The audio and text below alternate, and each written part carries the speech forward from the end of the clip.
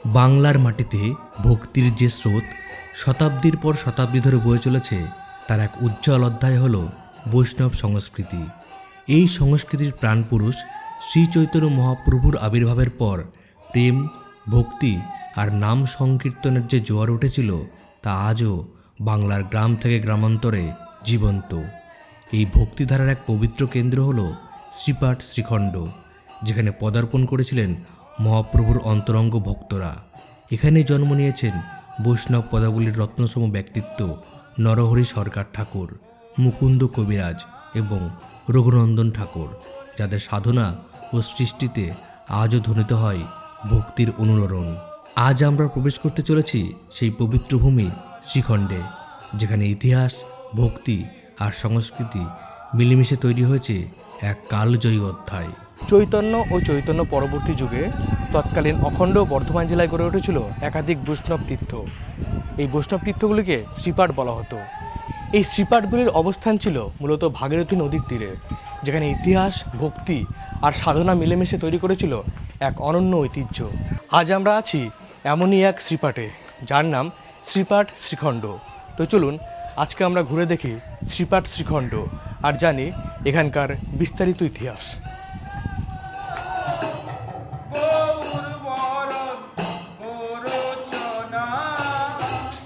এবার আমি জানাবো কীভাবে শ্রীপাঠ শ্রীখণ্ডে আসবেন।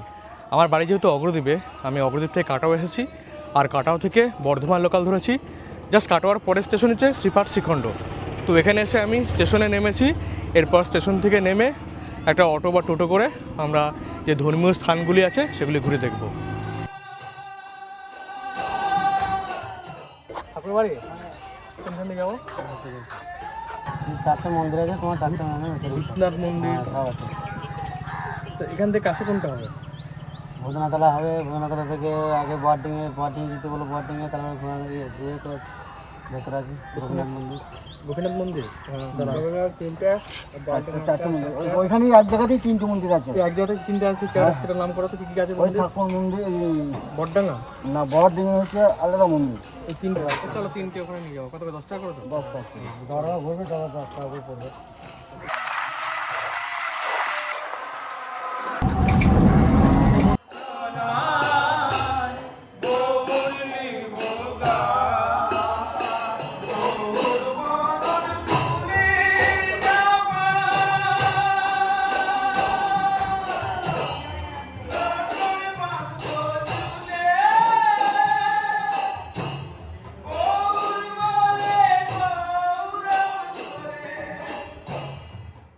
আমি এই মুহূর্তে রয়েছি শ্রীখণ্ড ঠাকুর বাড়িতে।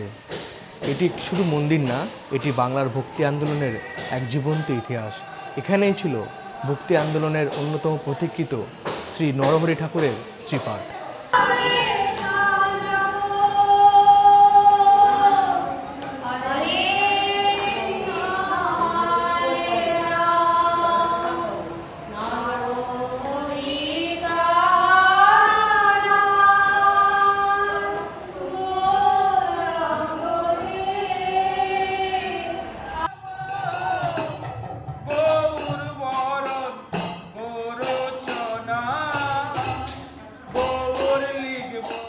এই ঠাকুরবাড়ির অন্যতম আকর্ষণ হল শ্রী শ্রী গোপীনাথের বিগ্রহ, যা প্রতিষ্ঠা করেছিলেন বৈষ্ণব পদকর্তা শ্রী নরহরি ঠাকুরের শিষ্য রঘুনন্দ। শ্রীখণ্ডর এই ঠাকুরবাড়ি জুড়ে রয়েছে শ্রী চৈতন্য মহাপ্রভুর স্মৃতি। তার পদধূলিতে পূর্ণ হয়েছে এই স্থান। এই স্থান বৈষ্ণব সমাজে অত্যন্ত শ্রদ্ধার। এখানে বিভিন্ন উৎসব পালিত হয়, বিশেষ করে ঝুলন যাত্রা।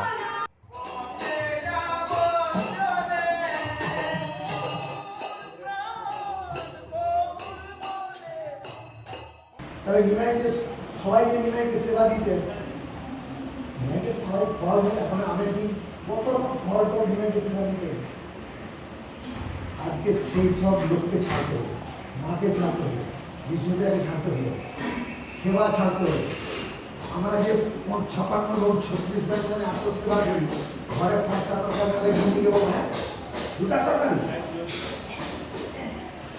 আমি যদি ভক্ত হয়ে থাকি, গৌরহরিকে লক্ষ্য করতে হবে।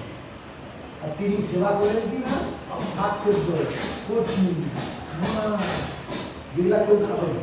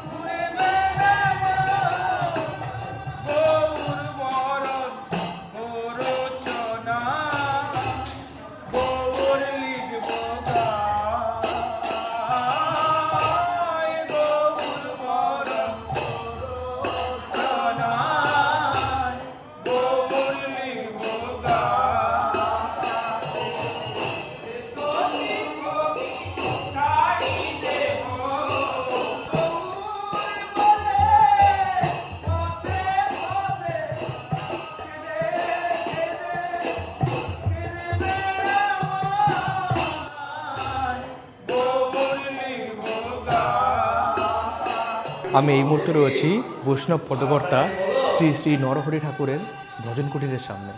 এই যে ওনার ভজন কুটির।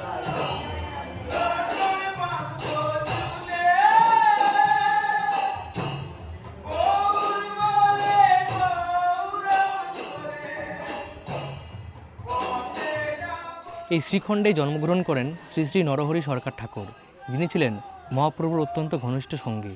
মহাপ্রভুর নির্দেশে তিনি এই শ্রীখণ্ড থেকেই ভক্তি নাম সংকীর্তনের শুরু করেন। শুধুমাত্র এই বাংলায় নয়, তাদের এই ভক্তিগীতি বাংলার বাইরেও বিভিন্ন রাজ্যে ছড়িয়ে পড়ে।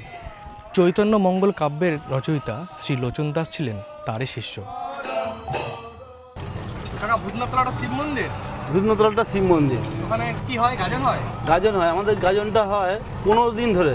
15 দিন? 15 দিন ধরে হয়। এই গাজনের সময় কি কি হয়? এই গাজনে আমাদের আপনার 15 দিন মধ্যে গোটা গ্রামটায় 15 দিন ঘুরে। আর এই আমাদের গাজনের সঙ্গে কাশির যে গাজন হয়, সেই কাশির গাজনে অনেক মিল আছে। এছাড়া কোথাও 15 দিন ধরে কোথাও গাজনটা হয় না। কাশি বলতে বারাণসী? বারাণসী কাশি, ওখানেও 15 দিন ধরে গাজন হয়। হ্যাঁ হ্যাঁ, এখন অনুষ্ঠান বলতে আমাদের ওই গাজন উপলক্ষে যেগুলো হয়, আমাদের ওই গ্রামের 15টা পুকুরকে স্নান করা হয়। শিব এক পুকুরে স্নান করে না, আমাদের পুকুর আছে, অনেক পুকুর আছে। সেই পুকুরে প্রত্যেকদিন এক একদিন এক একটা পুকুরে স্নান করে। সেই পুকুরে স্নান হয়, রাত্রিবেলা হয়, বিকাল থেকে বের হয়, সারা রাত্র হয়। আর আমাদের সব থেকে বেশি আকর্ষণ হচ্ছে যে ওই যেদিন বান পড়া হয় সেদিনকে, ওই দিনকে আপনার সারা রাত ধরে ওই মানুষের বান ফোড়ে গোটা গ্রামটা ঘোরে, নাচে। আমাদের যে চরকটা আছে, বড় দিঘি আছে, সেই দিঘির মধ্যে চরকটা আছে, কিন্তু ওই চরকটা সারা বছর ওঠে না গো, কিন্তু ওই চৈত্র মাসে এলে ওই চরকটাকে আমাদের ওই পুকুরে দেখা যায়। এবং চরক ঠাকুর, চরক কাঠ, হ্যাঁ হ্যাঁ, দিঘিতে চৈত্র মাসে, না ওই দিনটা না, চৈত্র মাসে দেখা যায়। হ্যাঁ, যে ওই মালা নেয়, ওই পুকুরে যখন পুজো হয় তখন সে ওই ভক্তরা গিয়ে মালা পরিয়ে দিয়ে আসে। আর এই ভূতনাথের কাজে নয় না, ভূতনাথ বসে থাকে, ওর আর একটা দুধ কুমার আছে, সেই শিবটাকে গোটা গ্রামটা ঘোরানো হয়। সেটা আছে আমাদের রায়বাড়িতে আছে। আর এই ভূতনাথ মাটির নিচে থেকে তো উঠেছে, তো তাই এর মানে এটা কিন্তু প্রতিষ্ঠা করা নয়, মানে পুরো কিনে নিয়ে এসে প্রতিষ্ঠা করা নয়। এটা হচ্ছে আপনার এখান থেকেই উঠেছিল, মাটি থেকেই উঠেছিল। আপনি দেখবেন, দেখলেই বুঝতে পারবেন। হ্যাঁ, এখানে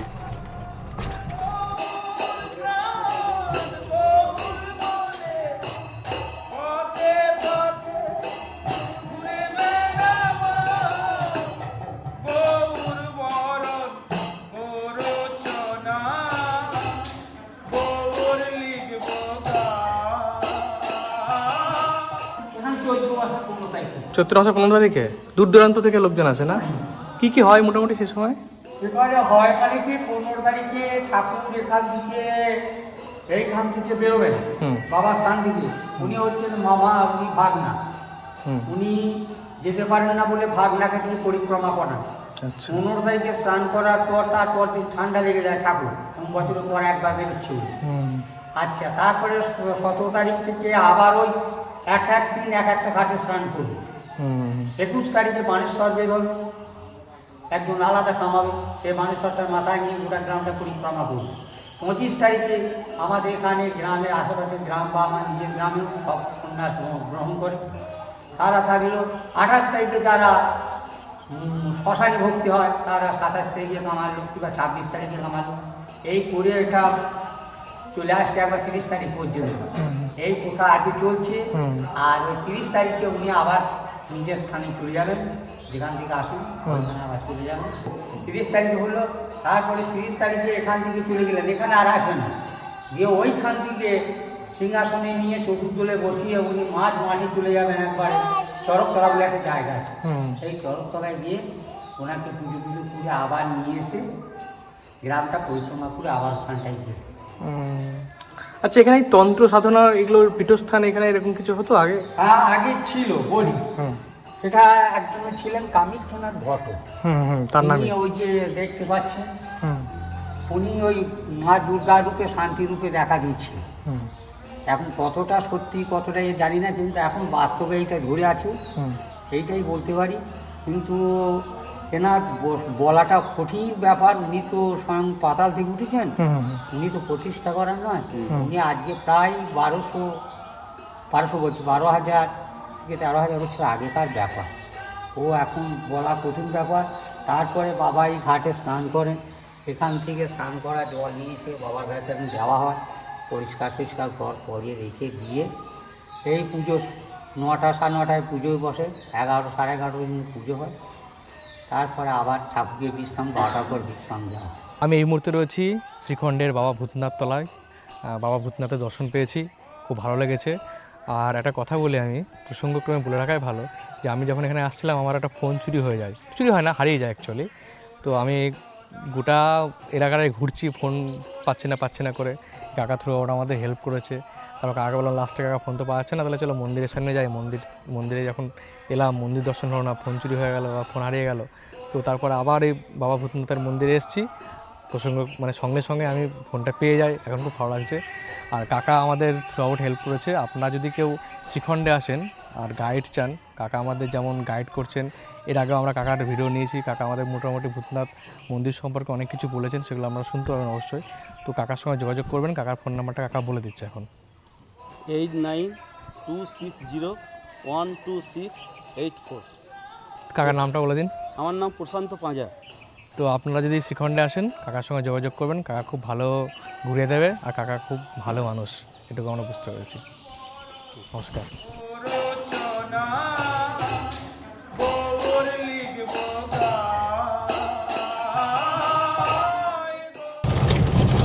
এই গাছটা এই গাছের তলায় পঞ্চমুণ্ডে আসন আছে।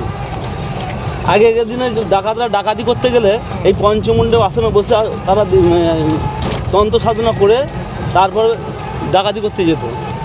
তা ডাকাতি করতে তারপরে দীর্ঘদিনভাবে মানে পড়েছিল, তখন আর কিছু মানে ডাকাতি যখন উঠে যায়, মোটামুটি বন্ধ হয়ে যায়। তারপরে গাছটা এই গানটা ওই ঠাকুরটা আর কেউ পুজো করতো না। যখন 1991 সালে হিন্দু মুসলমানের একটা দাঙ্গা লেগেছিল,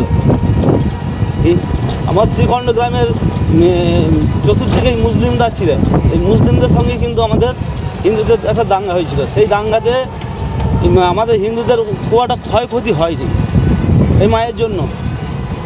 তাই আমাদের হিন্দুদের মতে আমরা ওই যেটা মেনেছিলাম যে এই মাই নাকি আমাদেরকে রক্ষা করেছে। তাই আমরা এই মাঘ মাসের দিকে এই গাছকালীটাকে আমরা হিরিকালী নামে পুজো করি। এই বটডাঙ্গাতেই নরহরি সরকারের প্রিয় শিষ্য লোচন দাস ঠাকুর রচনা করেছিলেন তার বিখ্যাত গ্রন্থ শ্রী চৈতন্য মঙ্গল। দক্ষিণে নরহরি, বামে গদাধর। দক্ষিণে নরহরি, বামে গদাধর। উনি তো মধ্যে নাচেন শ্রী গৌর সুন্দর। নরহরি ঠাকুরই তো সব কীর্তন রচনা করতেন না? না, কীর্তন রচনা করেছেন শ্রীলোচন।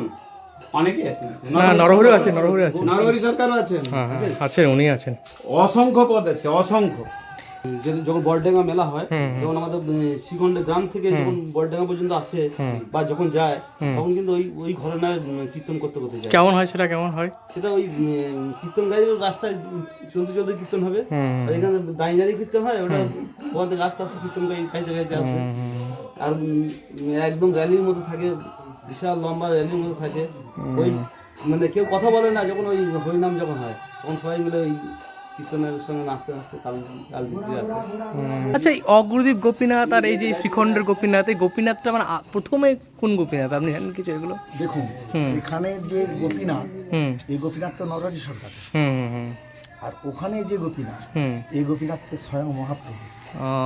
ঠিক আছে, আর বাংলাদেশেও আছে শুনেছি এই গোপীনাথ। না, এবারে গোপীনাথ আর রাধা গোবিন্দ, যেমন ধরুন রাধা গোবিন্দ বৃন্দাবনে আছেন, তো লীলা করেছেন, কিন্তু রাধা গোবিন্দ বহু জায়গায় আছে, কিন্তু রাধা গোবিন্দ যিনি আদি রাধা গোবিন্দ, তিনি কোথায় আছেন? কোথায় আছেন? জয়পুর। জয়পুর, জয়পুর, রাজস্থান, জয়পুর। ঠিক আছে, আচ্ছা, জয়পুরে আছে। তাহলে এখানে যখন গোবিন্দ ঘোষ যখন সেই হরতিকের জন্য দিতে যেমন সঞ্চয়ের প্রবৃত্তি আছে, প্রবৃত্তি আছে, যে সন্ন্যাসী তো সঞ্চয় করতে নেই, করতে নেই। তাহলে তুমি এক কাজ করো, তোমার যখন সঞ্চয়ের অধিকার আছে, তুমি সঞ্চয় করতে চাচ্ছ, বলছে প্রভু তো আমার জন্য নয়, এ তো আপনার জন্য করে গেছি, বলে হলেও তুমি আমার ধর্মের নষ্ট করবে, মানে ধর্ম তুমি নষ্ট করেছো, এটা সকলে দেখে এটা অবজ্ঞা করবে, অতএব তুমি এখানে থাকো, আমি তোমাকে এখানে নির্বাসন করবো, আমি তোমার সঙ্গে নেব না। কিন্তু এটা তো মহাপ্রভুর কৃপা, আর এখানে রাধারানীরও কৃপা। রাধারানীকে যখন ওই যে আপনার সখী আপনার হচ্ছে যে রঙ্গদেবী বলছেন, আচ্ছা রাধে, আচ্ছা মনে করো আমরা তো এই কুঞ্জটা সাজিয়ে নিয়ে বসে আছি, গোবিন্দের জন্য অপেক্ষা করছি, এখন আমরা তো খুব লালায়িত হয়ে আছি, আচ্ছা গোবিন্দ অনেকক্ষণ পরে এলেন, বহু রাত্রে এলেন, এসে ক্ষণিকের জন্য দর্শন দিয়ে যদি চলে যান, তখন তোর অবস্থাটা কেমন হবে? বলে এই কথাটা উচ্চারণ করলে কি করে? ভগবানকে পেয়ে, গোবিন্দকে কাছে পেয়ে হারানোর যে কষ্ট, তুই এই ভাষাটা বললি না, রাধারানী একটা আশীর্বাদ দে। তো বলছেন এটা তুই আগামী কলিযুগে পাবি, তুই হবি গোবিন্দ ঘোষ। হ্যাঁ, তাই গোবিন্দ ঘোষ রঙ্গদেবী, আর ওনারা 3 ভাই, গোবিন্দ ঘোষ, বাসু ঘোষ, মাধব ঘোষ, আর 3 জনাই কীর্তন করতেন। 3 জনার কীর্তন শুনে মহাপ্রভু একদম বিভোর হয়ে যেত। একদম। তা যাই হোক, তাহলে এখানে মহাপ্রভু যখন ত্যাগ করে চলে গেলেন, আর উনিও প্রতিজ্ঞা করলেন, আমি যদি তোমার ভক্ত হয়ে থাকি, তাহলে এক পক্ষকালের মধ্যে দেখা দিতেই হবে আমাদের। যখন এক পক্ষ 15 দিন চলে গেল, উনি আসছেন না, উনি তো কেঁদে কেঁদে বৃন্দা দেবী তো নাম করছেন, তখন কি হলো, নাম প্রাণ রাখবো না, আমরা যে ঘাটে ফিরিয়ে যাবো অগ্রদ্বীপে, ঠিক ওই একটা কোনো জায়গায় বা সেই হত্যকিতলা সে যেখানটাই হোক, ঠিক ওই জায়গাটা, ওই গ্রামে তিনি গঙ্গায় এসে প্রাণ বিসর্জন দেওয়ার জন্য উদ্যত হয়েছিলেন, কিন্তু একটা কালোয়া পাথর এসে ধাক্কা দিচ্ছেন, উনি ভাবছেন মরা কাঠ, সেটা নিয়ে গিয়ে কোথায় রাখলেন? তুলসী বনে রাখলেন, তুলসী তলায়। পরের দিন গৌরহরি সংকীর্তন করতে করতে ভক্তগণ সঙ্গে এলেন, বলছেন সেই যে কালকে যে পাথরটা নিয়ে এসেছে, সেই কালোয়া পাথরটা কই? বলছে সেই মোড়া কাঠটা। বলে আরে মোড়া কাঠ নয়, হ্যাঁ, তো সেইটার থেকেই গোপীনাথ তৈরি হলো। তাহলে এটা স্বয়ং ভগবানই তো দিয়েছেন, আর যিনি তৈরি করেছেন তিনি কে? তিনি অন্য কেউ না, তিনি ভগবানেরই একটা রূপ, সেই যে ভাস্কর যিনি তৈরি করেছেন। অতএব ওইটা আমি ওটা হচ্ছে উনি দায়হাটের ভাস্কর, নবীন ভাস্কর বলেন, আচ্ছা, নবীন ওনাদের কিছু একটা কোন একটা নবীন ভাস্কর, সেটা ভগবানের কৃপায়, হ্যাঁ, সেটা ভগবানের কৃপায়। আর এইটা হচ্ছে যে নরহরি সরকার, সেটা তো সাক্ষাৎ ভগবান। অগ্রনাথের গোপীনাথ এই একবারে তিনি স্বয়ং। একটা আর একটা প্রশ্ন আছে, এটা হচ্ছে যে গোবিন্দ ঘোষ যখন ওখানে সংসার করতে গেলেন না, তো ওনার তো একটা বাচ্চা হলো খুব শৈশবে, তো উনি মারা গেলেন। আমার মনে হয় যে তাহলে ভগবান তো সবই করছে, তো এই জিনিসটা মানে খারাপ জিনিসটা কেন হলো আর কি? এখন যাদের দিকে উনি লীলা করছেন, তাহলে ওনারা সেই ব্রজের, সেই গোলকের একটা স্টাফ নিয়ে এসছেন, তো নাটক হচ্ছে এটা মনে করি। এই নাটকটা কেবলমাত্র আমাদের বোঝানোর জন্য, এক একজনের এক একটা পার্ট করছে আর কি। হ্যাঁ, যেমন ধরুন জীব শিক্ষার জন্য, যেমন ধরুন আমরা সংসারী জীব, তো আমরা হঠাৎ কি হরি ভজন গৌর ভজন করতে যাবো না। তাহলে এখানে দেখছে যে আমাকে সর্বধর্মান পরিত্যজ্য মামেকং শরণং ব্রজ অহং তাং সর্ব পাপেভ্যো মোক্ষামি মা সূচ, যে সব কিছু ত্যাগ করে আমাকে করতে পারে। তো ওনার সহধর্মিনী তো একটা সন্তান চাইলেন, যে একটা সন্তান যদি না হয়, একটা পোলা যদি না হয়, তাহলে কি করে কি তাহলে তোমার গোপীনাথ কি আমাদের বুড়ো বয়সে দেখবে না, সাধ্য করবে না, ঔষধ দেবে। তাই একটা ছেলে হলো, কিন্তু উনি করলেন কি ওই সন্তানটাকে নিয়ে মেতে গেলেন, তাহলে এদারটা একটু ডাউন হলো, পাল্লাটা সন্তানের দিয়ে ভারী হলো। এইটাই দেখাচ্ছেন মামেকং শরণং ব্রজ, ওটা নয়, ওই রক্ত মাংসের ছেলেটা যেটাকে আমরা করছি ওইটা তোমার নয়। তার থেকেও বড় হচ্ছে শেষে পাওয়া গেল উত্তরটা যে সন্তানটা কে আসলে, সন্তানটা কে? তাহলে দেখুন আজও অবধি পুলিশ প্রশাসন দিয়ে আমরা যে দাঁড়িয়ে থাকি অধীর অপেক্ষায় যে ভগবানকে থান পরিয়ে আনা হয় গোবিন্দ ঘোষের সমাধিতে, এই তো অনুষ্ঠান গেল। হ্যাঁ পরশুর আগের দিন। তাহলে বলুন, তাহলে অদ্যাবধি সেই লীলা করেন গৌর রায়, কোনো ভাগ্যবান দেখে এবারে পায়। তাহলে এখানে প্রায় 3 থেকে 4 লক্ষ মানুষ যাতায়াত করে 6-7 দিনে, তাহলে ওইটা দর্শন আজও হচ্ছে, ভগবান থান করে আসছে। তমেব মাতা চ পিতা, ভারতবর্ষের একমাত্র এখানে। তাহলে কোথাও আছে নাকি, কোথাও হয়েছে নাকি? কোন যুগে কখনো হয় নাই। গৌর হরি যা করে গেলেন যে তিনি, আমি তোমার তমেব মাতা চ পিতা চ বন্ধুস্ব সখা তমেব বিদ্যা দুর্বিনম তমেব মম সর্বদেব, তুমি মাতা, তুমি পিতা, তুমি বন্ধু, তুমি সখা। আর তিনি বলেছেন মোর পুত্র, মোর সখা, মোর প্রণপাতি, যেভাবে আমায় করে শুদ্ধ ভক্তি, আমি তার প্রেমে বশ হয়ে গেছি। যে সন্তানে ঢুকে পেতে সন্তানিকে, তাই গোবিন্দ ঘোষের সন্তানে আজও 7 বছরে আসছেন, আমরা দেখতে পাচ্ছি তো। একদম কিন্তু আমার সেই বিশ্বাসটা নেই। একদম শ্রাদ্ধ বস্ত্র পরে একদম যেমন প্রপার হয় একদম। একদম